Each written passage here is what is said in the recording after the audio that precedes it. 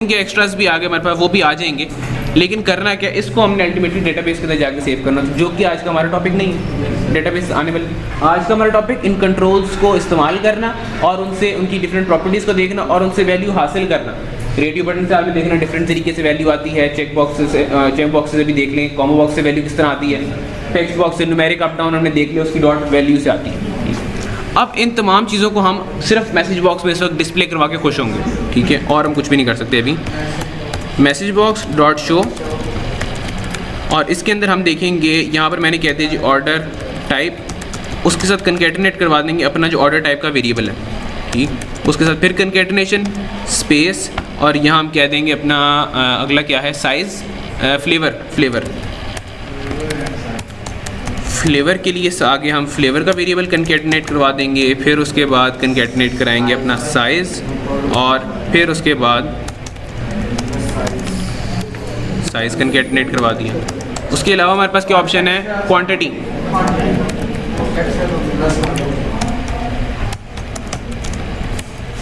ये हम कनकेटिनेशन कर रहे हैं। कनकेटिनेशन का तो पता ना कि स्ट्रिंग और न्यूमेरिक की हम कनकेटिनेशन करवा के डिस्प्ले करवा सकते हैं। आप शायद C++ में तो वो सी आउट के जरिए करते हैं ना, यहाँ पर हम उसका प्लस लगा के।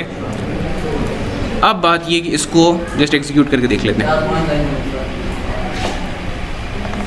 यहाँ से टेक अवे सेलेक्ट कर लिया, यहाँ से कोई फ्लेवर सेलेक्ट कर लिया, यहाँ से लार्ज आ गया, और क्वांटिटी हमने ये 2 कर दी। अब सबमिट ऑर्डर करेंगे, हमारे मैसेज बॉक्स के अंदर देखो ऑर्डर टाइप हमारे पास 2 आ रही है, यही सिलेक्ट की थी ना, टेक अवे सेलेक्ट किया 2 आ गई, बॉनफायर सेलेक्ट किया था वही आ रहा है फ्लेवर, ठीक है, और उसके अलावा जो लार्ज यानी कि 3 साइज़ सेलेक्ट किया, साइज़ हमारे पास 3 आ रहा है, और क्वांटिटी हमने 2 दी थी, ये हमारे पास ये तमाम चीज़ें आ रही। अब चेक बॉक्स कैसे आएगा, चेक बॉक्स से वैल्यू कैसे आएगी वो हमने देखी। अब इसका एक तरीका आज मैं करने जा रहा, एक आधा और तरीका भी हो सकता है। अब ये देखो अपना मैग्नीफायर कहाँ गया, ये 4 ऑप्शंस लिखे हुए हैं ना एक्स्ट्रास के अंदर, ये चारों अलग अलग सवाल हैं। सवाल किस तरह से, एक्स्ट्रा चीज़ हो या ना हो, ठीक है, एक्स्ट्रा चिकन हो या ना हो, कॉर्न हो या ना हो, पाइनएप्पल हो या ना हो, ठीक, येस और नो के हवाले से सवाल पूछे जा रहे हैं। इन चारों को स्टोर करने के लिए 4 अलग वेरिएबल बनेंगे, जो अगर चीज़ ट्रू है, चेक्ड है, तो उसको ट्रू मिलेगा, अगर चीज़ चेक्ड नहीं है तो उसको फॉल्स मिलेगा। इसी तरीके से बाकी सब के लिए। तो इसके लिए हम जाते हैं अपने ये कोड के अंदर, और बेशक क्वांटिटी के बाद लिख लें, क्वांटिटी से पहले लिख लें, लेकिन मैं प्रेफर करता हूँ जिस तरतीब से फॉर्म पे कंट्रोल्स बने हुए हैं उसी तरतीब से कोड किया जाए, तो इसलिए मैं साइज़ के बाद और क्वांटिटी से पहले कर रहा हूँ। 4 वेरिएबल्स बनेंगे बूलियन टाइप के, हमारे पास डेटा है बूल के नाम से, बूल फॉर ट्रू फॉल्स, ठीक है, एक्स्ट्रा चीज़, बूल एक्स्ट्रा चिकन, बूल कॉर्न, बूल पाइनएप्पल। अब इनके अंदर वैल्यू डालनी। अब ये देखो, अभी मैं लिखूंगा गलत तरीके से, मतलब एक नॉट ऑप्टिमाइज तरीका कि इफ़ ch के चीज़ डॉट चेक्ड, अगर तो वो चेक्ड है तो एक्स्ट्रा चीज़ को ट्रू दे दिया जाए, एल्स अगर वो चेक्ड नहीं है तो एक्स्ट्रा चीज़ इक्वल टू फॉल्स। फिर अगली चीज़ की, अब आप ये देखो, नहीं वो बाय डिफ़ॉल्ट फॉल्स हैं, ठीक है, और वो एल्स की ज़रूरत नहीं है। मैं कह रहा हूँ बाय डिफ़ॉल्ट तो फॉल्स होते हैं, उसी तरफ आ रहा हूँ ऑप्टिमाइजेशन के, बाय डिफ़ॉल्ट तो फॉल्स हैं, लेकिन अगर हम उसे करते हैं इस तरह से दे सकते हैं कि एल्स वाले पार्ट की हमें ज़रूरत नहीं है, अगर तो वो चेक हुआ तो इसको ट्रू मिल जाए, वरना फॉल्स तो पहले से है ही। लेकिन इससे भी एक बेहतर तरीका है। अब इसके अंदर भी हमारे पास 4 लाइन लग रही है। अब इसका कॉन्सेप्ट क्या है, ये चेक का की प्रॉपर्टी है ना, ये भी खुद बूलियन है। हम चाहते हैं अगर चेक ट्रू है तो ये ट्रू हो, चेक फॉल्स है तो ये फॉल्स हो। यस सर, ऐसे ही हम कर रहे हैं ना, ये चेक ट्रू होता है तो हम कहते हैं एक्स्ट्रा चीज़ को भी ट्रू मिल जाएगी, चेक फॉल्स है तो एक्स्ट्रा चीज़ को भी फॉल्स मिल जाएगी, तो यही वैल्यू उठा के उसको दे दो। यस सर, इसका तरीका ये कि इज इक्वल टू ch के चीज़ डॉट चेक्ड,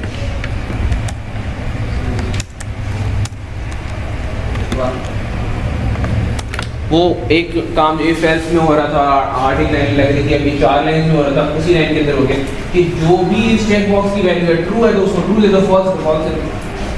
डायरेक्टली इसकी वैल्यू उसको मिल जाएगी। तो इसलिए मैंने कहा था थोड़ा सा अभी पहले डिफरेंट तरीके, ये नेचुरली पहले स्टूडेंट को समझ ये आता है कि जी ये इस तरीके से होगा, क्योंकि वो रेडियो बटन आप पढ़ चुके पहले। रेडियो बटन का चेक्ड के मुताबिक आपको ये चेक पहले समझ आता है, लेकिन इससे बेहतर वो ऑप्शन है। ठीक ये भी है, लेकिन चेक बॉक्सेस के लिए हमारे पास ये ऑप्शन बेहतर है। नहीं, रेडियो बटन की कॉरेस्पॉन्डिंग हम वैल्यू जो रिसीव करने जा रहे थे वो इंटीजर थी। यहाँ पर हम रिसीव ट्रू एंड फॉल्स में कर रहे हैं और चेक भी ट्रू एंड फॉल्स में आ रहा है। तो वो जब वो भी ट्रू एंड फॉल्स है, वो भी तो उधर से डायरेक्ट दे दो। Chicken dot checked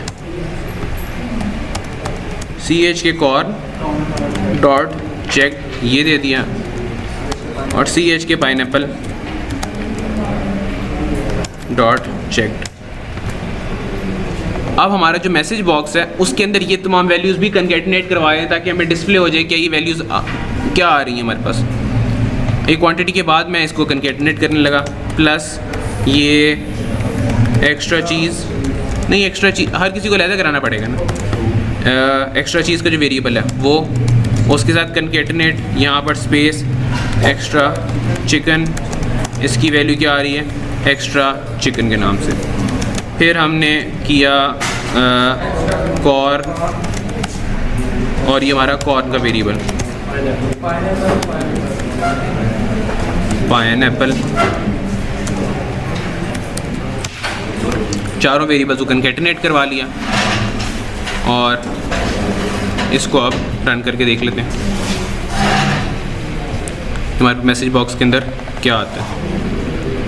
take away हो गया, सिलेक्टेड आइटम, यहाँ से मैंने ये चिकन शाही कर दिया और एक्स्ट्रा चीज़ कर दी, एक्स्ट्रा चिकन और ये चीज़ ये दो कर दी हैं, क्वांटिटी मैंने 2 कर दी, सबमिट हो गया। अब आप ये देखो कि यहाँ पर हमारे पास एक्स्ट्रा चीज़ ट्रू आ रही, एक्स्ट्रा चिकन भी ट्रू आ रही, कॉर्न फॉल्स है, पाइनएप्पल फॉल्स, चारों वेरिएबल्स थे।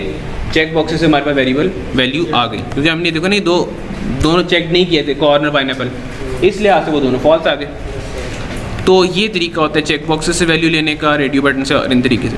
अब इस फॉर्म के अंदर आखिरी जो चीज़ रह गई है ना, वो आपको बताया था कि कॉम्बो बॉक्स के साथ जो इशू है कि कॉम्बो बॉक्स पहले से कोई सिलेक्टेड नहीं होती वैल्यू, और इसी लिहाज से अब देखो जैसे हमने किया था ना टेक्स्ट बॉक्सेस के हवाले से, अगर खाली देते हैं और फिर रन करते convert.232 क्रैश कर देते प्रोग्राम को, क्योंकि टेक्स्ट बॉक्स से वैल्यू कोई नहीं होती, वो नंबर का फॉर्मेट ठीक नहीं होता।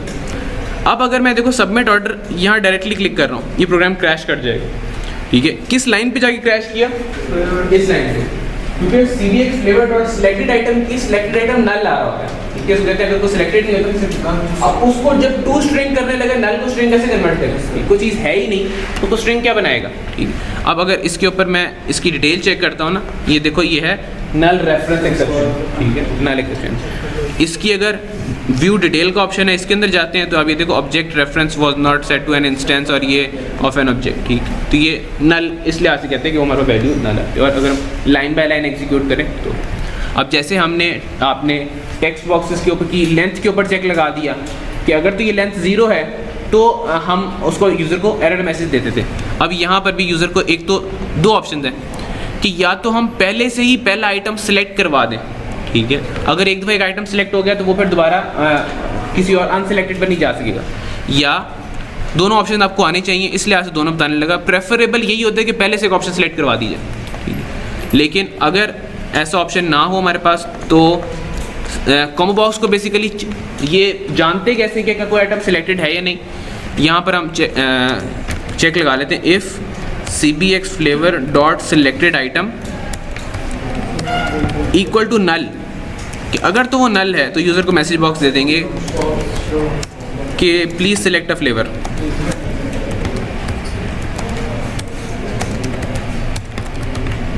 और यहाँ से फिर कोड को रिटर्न करवा देंगे, आगे एग्जीक्यूट नहीं होने देंगे, क्योंकि अगली स्टेटमेंट्स इसके बगैर रन करने का फ़ायदा नहीं है। ये रिटर्न से मुराद ये ब्लॉक ख़त्म, ये कोड एग्जिट, ये जो लिस्नर है ये कम्प्लीटली इससे बाहर चला जाए। अब अगर हम करते हैं ये स्टार्ट किया, कॉम्बो बॉक्स कोई सिलेक्टेड नहीं होगा, सबमिट ऑर्डर पे क्लिक किया, प्लीज़ सिलेक्ट फ्लेवर, क्योंकि वो नल आ रहा है। लेकिन अगर हमने कोई उसमें से आइटम को सिलेक्ट कर लिया तो वो नल नहीं रहेगा, और अब वो हमारे पास जो ऑप्शन है वो मैसेज बॉक्स और नीचे वाला कोड चल जाएगा। ठीक है जी, बताएं। हाँ, ऊपर वाली से मुराद इसको हाँ कर दिया, सबमिट कर दिया, ओके भी कर दिया। हाँ जी, वो उसको हम रीसेट करवा सकते हैं, बिल्कुल करवा सकते हैं। आप चाहते हो वापस 1 पर चला जाए? नहीं, वो ऐसे ही होगा, वो नहीं जाएगा। हम खुद से कोड में करवा सकते हैं उसको रीसेट। अच्छा, अब बात ये कि ये कैसे किया जाए। अगर तो हमें ये तरीका ठीक है, हम इस तरह से कर लेते हैं। अब अगर हम चाह रहे हैं कि जो पहला आइटम है कॉम्बो बॉक्स का वो सेलेक्टेड हो पहले से ही, वो क्या चीज़ है और ये आखिरी चीज़ है आज की। हम चाहते हैं नहीं, प्रॉपर्टीज़ के थ्रू ही नहीं होता, ठीक है। प्रॉपर्टीज़ के जैसे हमने डाइन इन के लिए कर लिया, रेडियो बटन के लिए तो कर लिया था, कॉम्बो बॉक्स का ये नहीं होता, ये रन टाइम पे होगा। लेकिन कब होगा? अब देखो बटन की क्लिक पर तो ये हमने नहीं करना ना, ठीक है। हम तो चाह रहे हैं जैसे ही फॉर्म डिस्प्ले हो, फॉर्म लोड हो ना, जैसे ही उसको करेंगे। तो फॉर्म का एक इवेंट होते जैसे आपको बताया था कि ना सिर्फ यूज़र के इंटरेक्शन पर इवेंट्स अगर होते हैं, सिस्टम के भी इवेंट्स होते हैं, ठीक है। जैसे कि बटन का इवेंट था, बटन के क्लिक का, फॉर्म का इवेंट होता है, फॉर्म का लोड इवेंट कहलाता है। हमें ये चीज़ यानी कि फॉर्म लोड का इवेंट ट्रिगर होता है फॉर्म के डिस्प्ले होने से भी पहले, हमें उस वक्त ये काम करना है। तो उसके लिए आप फॉर्म पे कहीं एम्प्टी स्पेस पर डबल क्लिक करेंगे और फॉर्म का आपको लोड इवेंट मिल जाएगा। ये डबल क्लिक करने पर इसके कोड पर नहीं गया, क्यों नहीं गया? ये डबल क्लिक यहाँ पर कर दिया, पता नहीं क्यों लेकर नहीं जा रहा, लेकिन कोड उसका बन गया।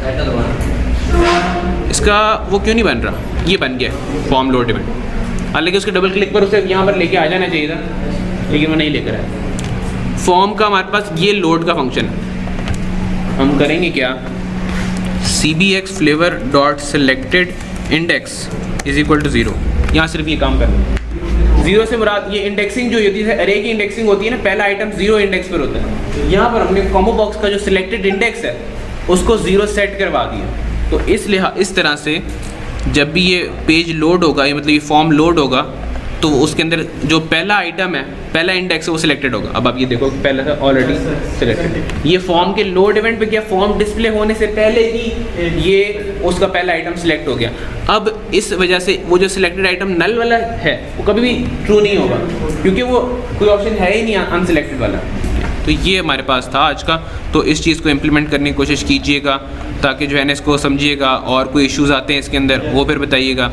और इसको आप कोई अपनी एग्जांपल्स के तौर पे फर्स्ट करो, स्टूडेंट का डाटा इंसर्ट करते हुए कोई आप इसके अंदर फूड की टाइप चेंज कर सकते हो। ये तो मैंने पिज़्ज़ा के लिए किया ना, आप फर्स्ट करो मिल्क शेक्स के लिए कर सकते हो। उसके डिफरेंट साइजेस अवेलेबल होते हैं, डिफरेंट एक्स्ट्रा ऑप्शंस देख लो। आइसक्रीम्स के वाले सिस्टम बना सकते हो, कौन आइसक्रीम जैसे होती हैं, कोई आइसक्रीम कप का साइज़ उसके अंदर होता है वो, फिर एक्स्ट्रा उसके ऊपर आपने कोई जेली का करना चाहते हो, जेली का, उसके ऊपर कोई चॉकलेट सॉस का, कोई इस तरह के एक्स्ट्रास जो आपका दिल करे, ठीक है ना, जो आपके जहन में है डिफरेंट किसी भी शॉप्स के लिहाज से। और फ्लेवर के लिहाज से भी आपके वहाँ पर ऑप्शन अवेलेबल है, ऑर्डर टाइप के वाले भी ऑप्शन है। तो ये चीज़ आप इसके अंदर कर सकते हैं, ठीक है।